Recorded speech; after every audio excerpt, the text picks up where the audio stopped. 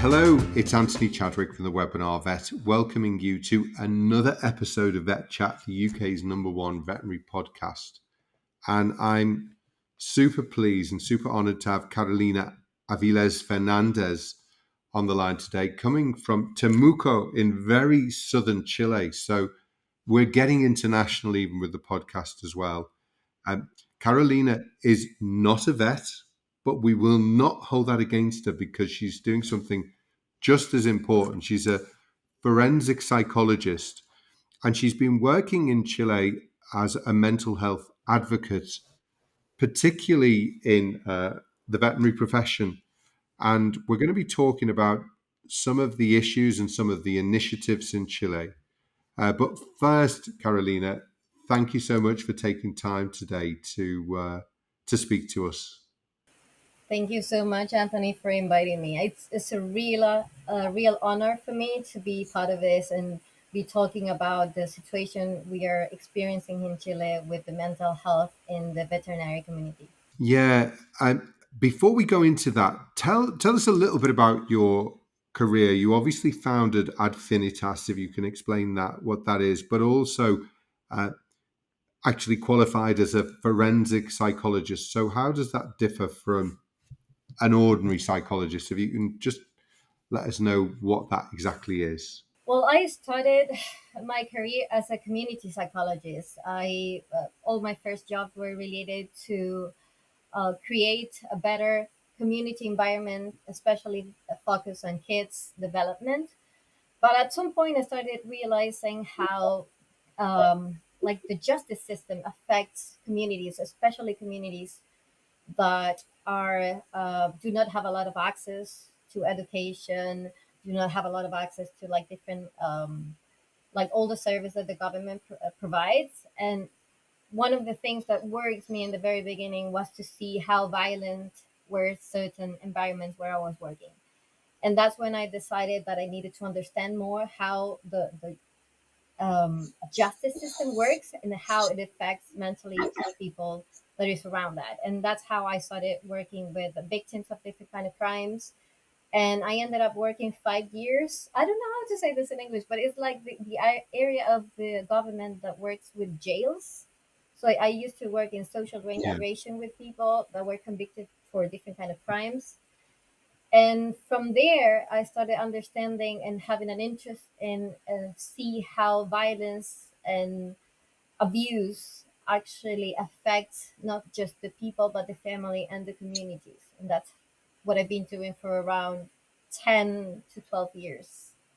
Yeah, it's fascinating. Obviously, psychologists can do so much good work in prisons because when you see people are violent, there's usually something that's happened to them previous in their life that's made them into that person. And it's so important, I believe, that prisons should be a place of rejuvenation rather than just punishment. Obviously, there's an element of punishment, but we must be wanting to create prisons where we can bring people back into society. Exactly. For me, that was one of the things I really like about this career path, to be able to actually see hope in the most complicated places with people that were victims, but at the same time with those creating the victims. And especially Mm. seeing how abuse and violence actually affects society in general. That's have been one of the main goals in general. And in a way, even though I is not related to the veterinary community, at least not directly, is one of the things I want to start working with veterinarians, because violence and abuse is not just happening in the human level, it's also happening in the human and animal bond level. So one of the many things we're trying to approach, understand, and also provide some kind of support had to do with that.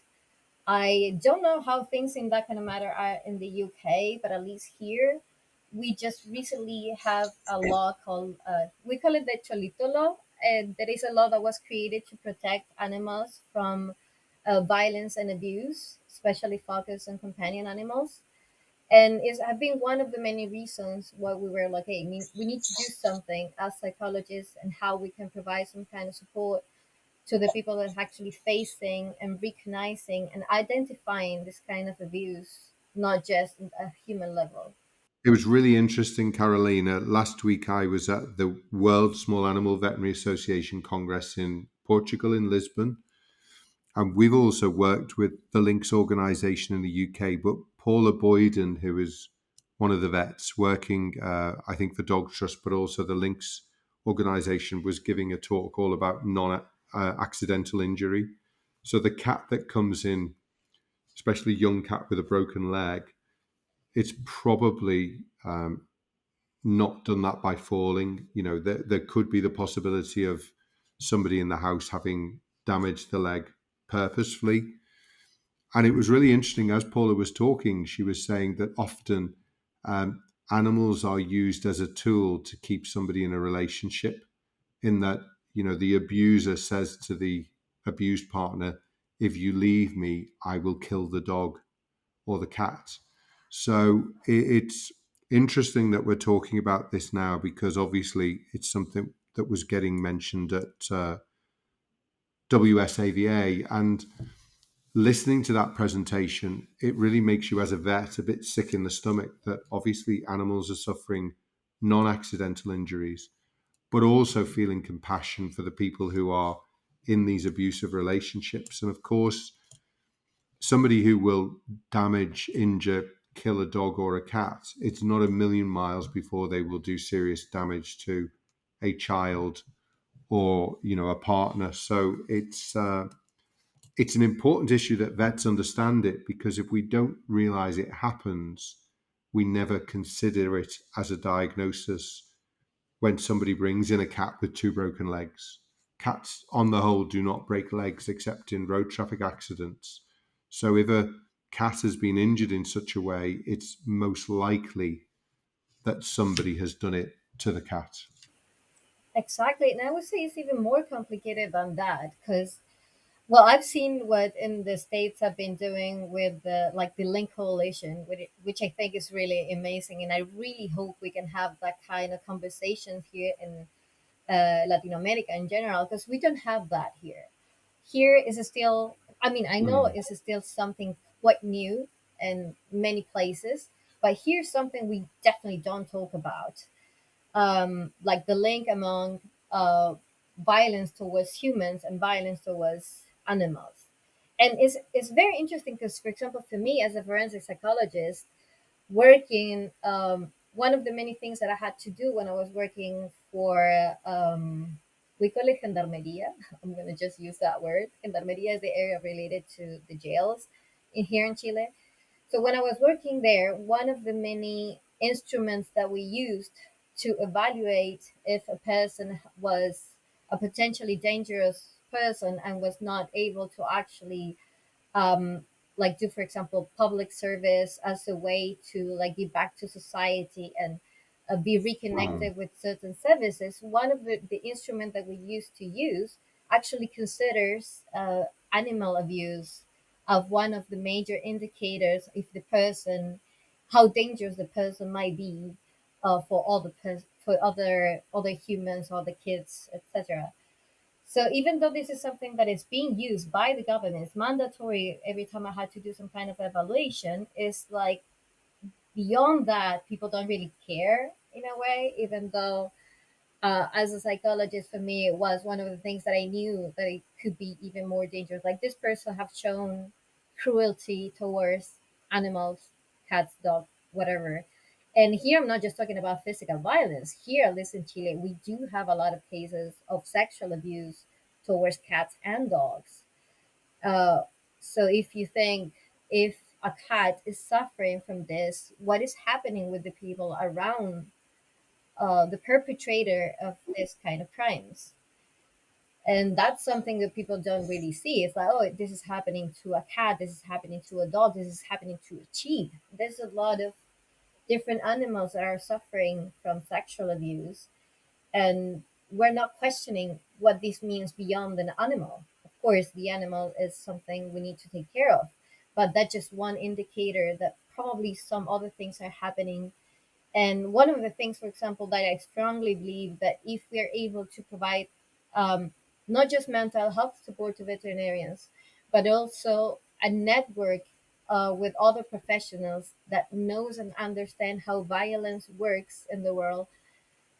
We can maybe identify cases of huge abuse towards a number of animals or people. Maybe we can stop it even before it keeps growing and it keeps affecting other people or other animals. But sadly, and I don't know if this also is happening in the UK here, if someone identify a case like that, usually they do not have a support network where they can have some help, have support, or even just talk about the things they're actually facing um, related to the animal health.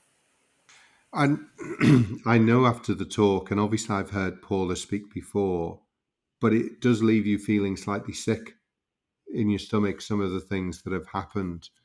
And so I can understand how that can affect mental health. And we know mental health, obviously in the UK with vets, it's a stressed profession.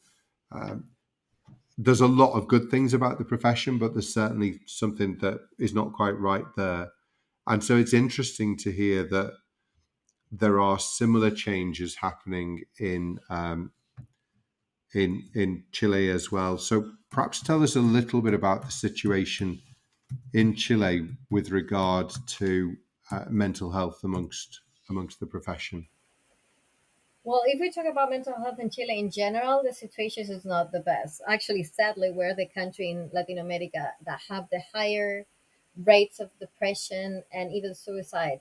Um, Among the good news that we have been having lately is actually our current government is investing a lot in different programs related to mental health, especially related to youth. But we're trying to see how we can actually bring that kind of initiatives to other areas, like, for example, the veterinary community. There are, I know, some people that have been trying to bring attention to this kind of problems within the vet community for this past few years, but sadly haven't had the impact so we can actually prevent suicide and with all the knowledge that we have from mental health professionals.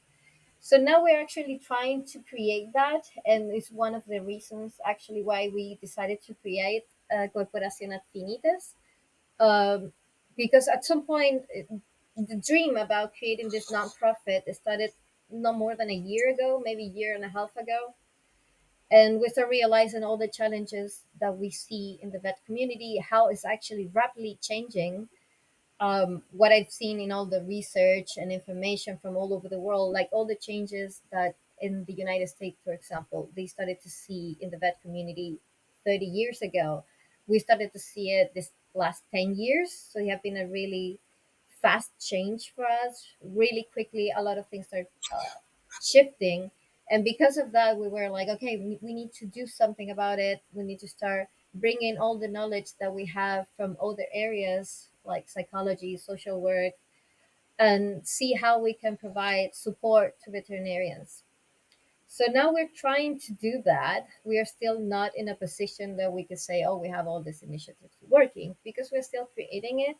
Adfinitas was created, we were recognized legally in February this year.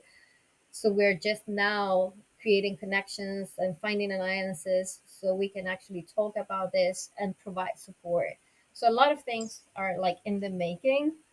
Um, we have a couple companies that have shown interest in see how they can help us to bring to life all the initiatives we're dreaming of.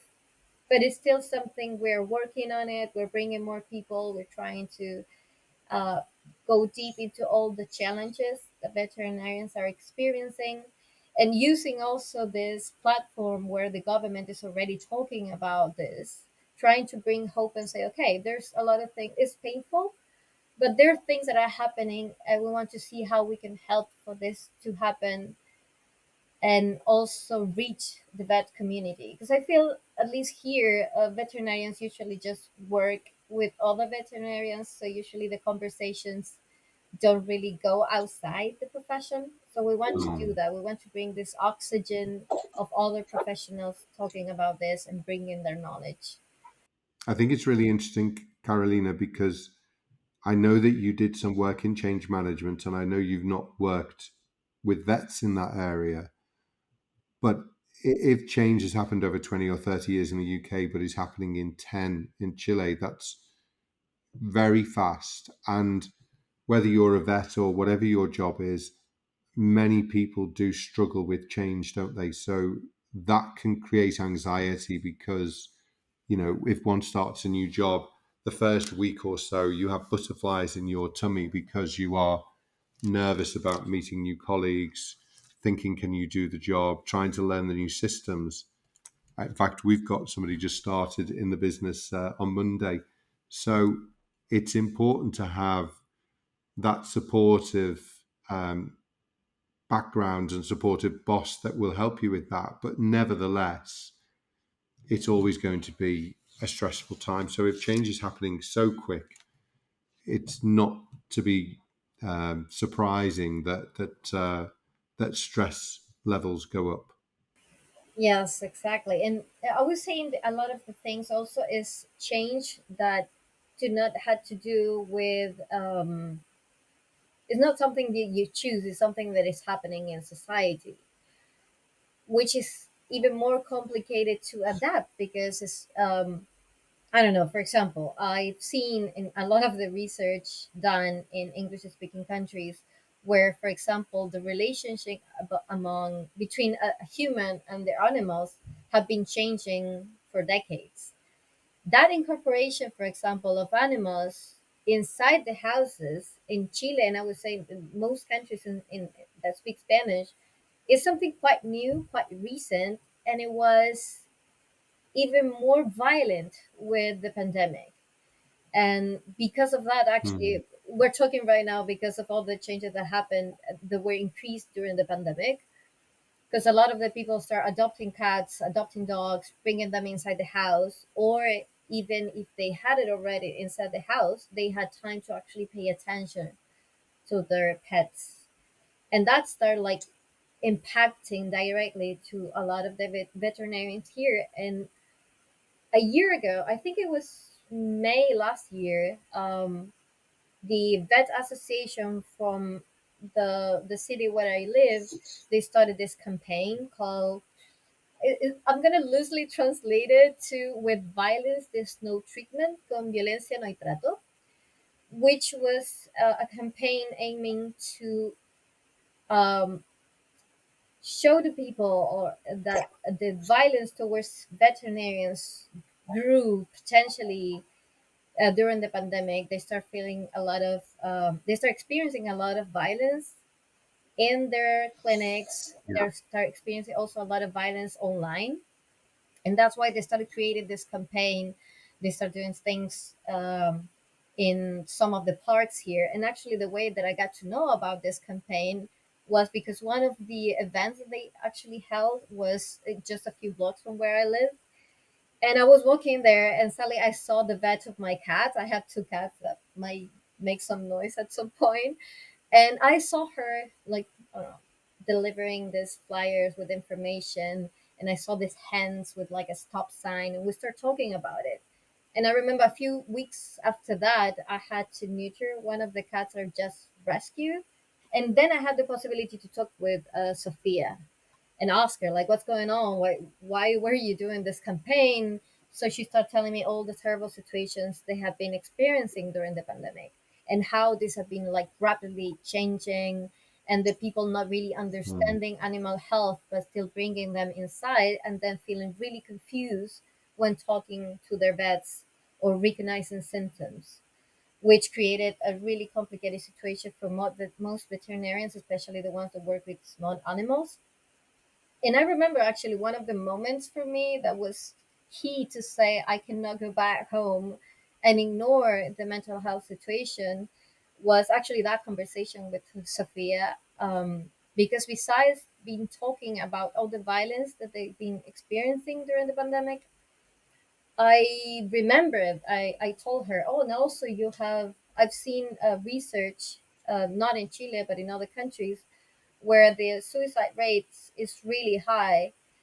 And I remember her face completely changing, and she said to me, I know 7 veterinarians that actually die by suicide. And that was the moment I was like, I cannot go home and stop thinking about this, because as a psychologist, I don't know any of my colleagues that died by suicide. I have a lot that I have been diagnosed with depression. I myself was diagnosed with PTSD a couple of years ago. Uh, but even though there was a moment in my life, for example, that one of the many symptoms that I had when I had the diagnosis was actually suicidal thoughts, as I knew this is a symptom of all the other things that I've been experiencing, I requested support quite quickly as soon as I was able to realize I cannot face this on my own. So after that conversation, and when she gave me this huge number, it was the moment where we said, okay, let's start talking. Let's see what we can do. I've worked in suicide related programs, so maybe we can find a way to transfer that knowledge to what is happening among the community. So that's one of the things I actually created at Finitas. I created these conversations where we have to acknowledge what is happening, that all this rapid change, and see how we can face it together, and not just allowing or leaving veterinarians do this by themselves, but also joining these efforts.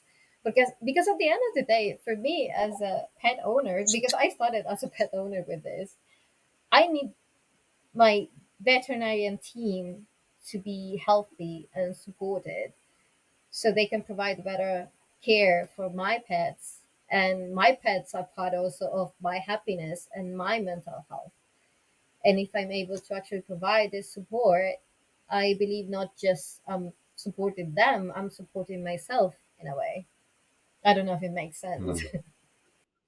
No, it absolutely does make sense. One of our visions is to have the world's most confident vets, and that is, if you feel confident walking into the consulting room to make a diagnosis, then you're going to be more settled in the career. But I think there is a worrying trend also in UK of clients becoming more demanding.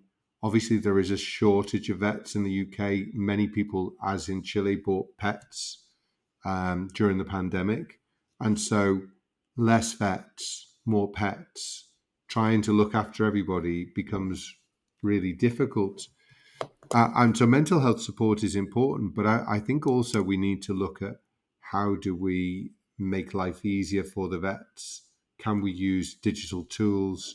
Can we think about telemedicine for those vets who are at home, who don't work in practice anymore, maybe on paternity or maternity leave, but could nevertheless do some, work around triage so that the numbers of people coming into the practice is perhaps lessened so you can spend more time with them and feel that you've gone home doing a good job. Because I think, again, one of the characteristics of many of the vets in the UK would be a perfectionism.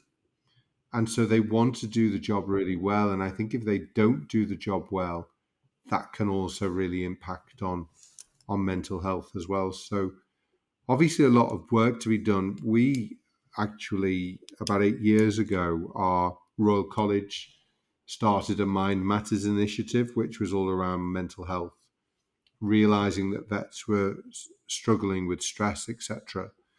And we actually practically said to them, well, we would like to do something. And we set up a mindfulness course, which was watched by thousands and thousands of vets, nurses, receptionists, practice managers, people in the pharmaceutical industry.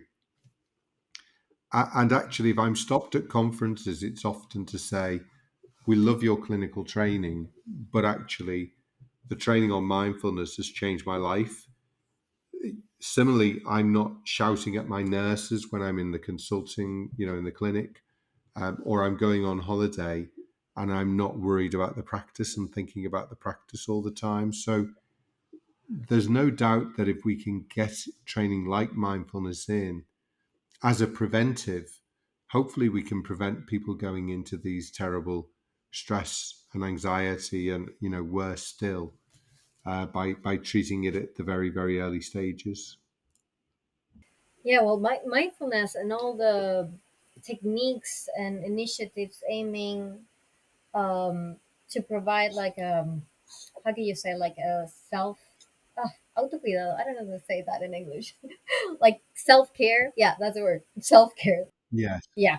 Well, all the activities, initiatives, or strategies aiming to provide tools for self care are really useful, and of course, they should be. Hopefully, everybody should have some kind of training, but at the same time, I would say including as well strategies to take care of a team. I think that's also something we need to talk about, because there will be times that, for example, I might be really trained in mindfulness. I would be great at doing it, but at some point, I it might not be enough. And that's also one of the many things we want to start talking about it, how we can take mental health and psychology, for example, outside of like the individual conversational box, and also bring it to how can we talk as teams and how we can protect each other as a team, and bring in, for example, psychological safety strategies for teams in moments where it could be extremely stressful, and where all the strategies that I have for myself is not going to be enough. And why am I saying this? Because also, like I said before, I had a diagnosis of PTSD. And I used to believe before that diagnosis that I was really good at controlling my emotions. I've been doing, as a psychologist, of course, we need to do a lot of therapy to actually get to know ourselves better, and be able to work with other people, knowing as well what kind of things can be problematic for Yes. me. But I do remember there were, well, the reason I had a diagnosis of PTSD, it was not just one situation, where a lot of different situations that happened to me at pretty much at the same time. So at some point, I just couldn't handle all of them on my own. And I do think now that after that, I've been studying a lot about psychological safety. I do believe that if I had some kind of support and knowledge of the people around me, my team, my family members, etc., and they could have helped me to create a safe space when my skills were not being enough, because I was feeling overwhelmed by different situations that were happening at the same time in my life. I think that's also something we need to acknowledge, especially in areas of work. And with this, not only I'm talking about veterinarians, areas of work where we have to deal with pain, is something we need to start incorporating. I would say, like usually here in Spanish, I would say profesionales de cuidado, like the professions who take care of others, and could be a psychologist, a therapist, psychiatrist, human medicine, animal care, all that kind of professions or activities that require taking care of someone else that might be potentially in pain. We need to have strategies that go beyond just what I can do as a person, I can do as a professional, but also what we can do Yeah. as a team.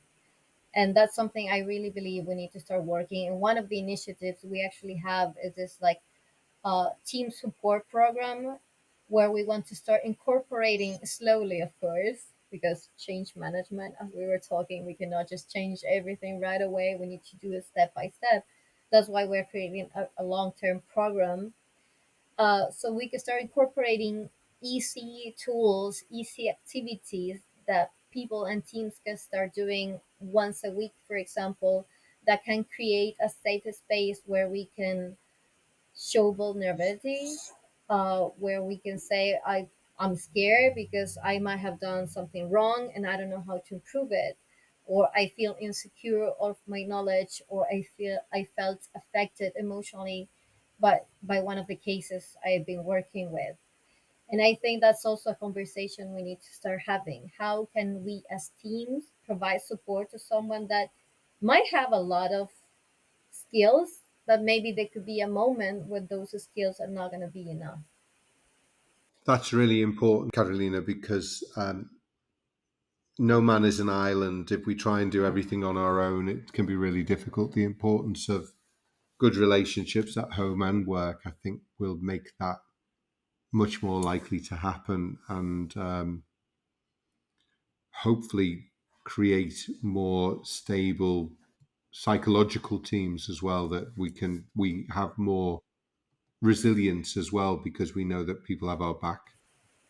Exactly. Actually, one of the experience I've been having with veterinary teams that have experienced critical situations, let's say, at the beginning of the year, even before Adfinitas existed legally as as a nonprofit organization, I had the sad information that one of the vets here in our community died by suicide. Um, and back then, I was already having conversations with the veterinary association of our community. And I remember when that happened, they called me like, "What can we do?" He had a team of 12 people working with him. This happened actually at his clinic. So it was a very complicated, very stressful, and sad moment for everyone involved. And one of the things that actually happened is we start talking and say, okay, how can we provide some kind of support to this team? Because of course they're headless right now. And I did Mm. 2 month support with the entire team, and then one extra month with the clinical director, I think is the name. So we can find some kind of support and provide spaces where they can actually start trusting each other, start evolving with their Mm. emotions, and transiting for this pain in a healthier way. And I do remember the first sessions with them. It was one of the most painful experience in my career, I would say. And I've experienced my share of really complicated situations, as you can imagine, working with people that were victim of different kind of crimes or people that were in this like social reintegration program. But uh, the pain caused to a community after a suicide is something really complicated to manage. So I do remember the first sessions were extremely painful. The sadness with the team, it was one of the most painful things I've seen. But with the time where we start creating these activities and spaces that were safe to talk, it's completely start changing. And they went from like cry 2 hours in the sessions that we were holding to a moment when they start seeing hope and they start transiting from pain to hope and actually be able Mm. to see that and be part of this healing process. I would say, even though it was painful for me, it was one of all the many other reasons that I was like, okay, I want to actually spend time of my life hopefully preventing this. But if this happens, I know it's a pain that can be I don't think it's going away. It's never going to happen. But we can work with this pain. We can have moments together where we can actually share the pain, and sharing the pain is going to make it easier to see hope, to find hope with each other. And actually was really beautiful to see because one of the many activities, for example, that we would do at the end of every session was to do like a short emotional monitoreo emocional, like emotional, I don't know how to say monitoreo, like monitoring emotions, kind of. So I will ask just short questions and they need to give me a fast answer. We do not talk about the answer, we do not discuss it, we do not evaluate it, you just say it. And I remember the beginning of the sessions, it was really sad related words. Like I feel hopeless, I feel headless, I feel lost. But I remember the last words that we had after these 2 months working with them. A lot of words were related to hope, to feel comforted, to feel that I have a supporting network, to feel that my pain is not just my pain, it's a shared pain. So it makes it easier to work with it and to go home and just sleep with this pain because it's not just me the one experiencing. And the beautiful thing was that this activity that we start doing in this situation, they kept it. So actually, I talked to them like 2 weeks ago, and they still do it once a week. They gather, they ask each other how they are, they share the pain or the good things. And at the end of the last question was, okay, is there anything you can be thankful? And I remember when I told them, like, I know, for example, in the first few days, you're not going to find anything you're going to be thankful for, but just find something. It could be that the tea was in the right temperature. It could be that it was a sunny day, even though my entire day was horrible, but the sunny day made me feel a little bit better when I was outside. And even if it's just that, the only thing you could say I'm thankful for, just do it. And the beautiful thing was we started like that. Okay, like today the coffee was good enough. So I'm thankful. But then it was like I'm thankful that today I was feeling really low. I was really feeling really down. And one of my colleagues saw me and they asked me how I am. And even though I didn't want to talk in that moment, I just say I'm fine. It made me feel really good. So thank you. So they start having these moments once a week where they would recognize themselves what they were doing that was helping them to survive this experience, but at the same time recognizing things that maybe before they never thought that it was something that was, I don't know, like it was good enough to have in your lives to say, okay, I can keep going even if everything is wrong today. So that kind of things, for example, kind of change the way people start talking to each other. Carolina, thank you. That's amazing. Thank you for being that agent of hope. And I think gratitude is so important because even in the worst of days, there is always something, the song of a bird outside, as you say, a nice cup of coffee. And I think that can really change everybody's mindset, can't it? So I'm so pleased that as a business itself that I think exists to bring hope in all different forms, it's great to hear you doing such fantastic work a far way away from the UK, but really, really important work because we have to make these occurrences less and less frequent. Yeah, one of the messages I've been trying to give to people is, well, one, if, of course, when there's some kind of help and support, there will be hope. But at the same time, that there's a lot of problems that are a worldwide problem. I was talking to Mark from Bets in Mind a few weeks ago, and actually, I have to thank you to be able to know him because I saw the interview you held with him, and that actually encouraged me to write him and get to know a bit more about Bets in Mind. And I remember we were talking about a lot of this experiences of mental health problems and challenge emotional problems, emotional challenge in the vet community. And I remember one of the things we talked at the end of our meeting was this is a problem everywhere. This is a worldwide problem. This is not just in the UK. It's not just in North America and Australia where are the most research about this. This is something that is affecting veterinarians worldwide. Um, and I hope we start. My dream will be one of my many dreams that we can actually create alliances, global alliances, to actually show people, show the world that this is something that is happening, is something that not just affects veterinarians, affects the entire community, but at the same time that there are ways that we can face it, that we can strengthen the community, the vet community, but at the same time all the communities that moves around veterinarians.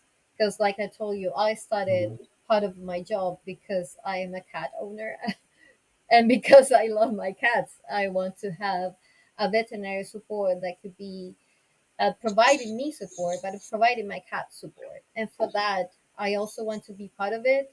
I want to see how we can share the knowledge and experience that we have working in mental health in other areas and see how we can create networks of support to everyone that actually exists in places where humans and animals bond and grow together.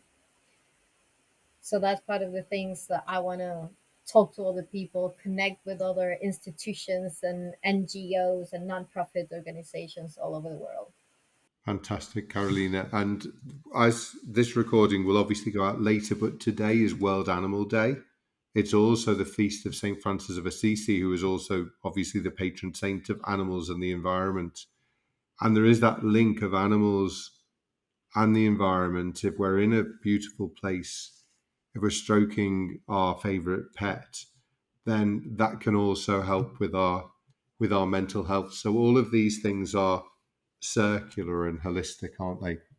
Exactly. Absolutely. I mean, one of the things I've learned talking with veterinarians, for example, was the One Health initiative and One Health understanding Yeah. of how human health, animal health, and environmental health are completely related, which is something that I remember is like, of course, it's so obvious, but until someone say it, it's not that obvious. And I feel the more I know, the more I want to provide all the experience and knowledge to this area, uh, because I do believe that it's all connected. We are connected, even though I'm here in southern Chile, almost falling from the map. You are in the UK. And still, a lot of problems are happening in both places and all the places in between. And I do believe also pet owners and all the people moving around animals in general should be part also of what's happening within the vet community and start creating things and start like joining efforts to make all the changes that we need as a society, as societies, not even one society, as societies, as humanity. So absolutely. So thank you actually so much to consider to invite me to this. I really wanted to see and also connect with all the people that are interested in this kind of matters. Because at the end of the day, we're all in this journey of life together, regardless if we're humans, animals, trees, and forest.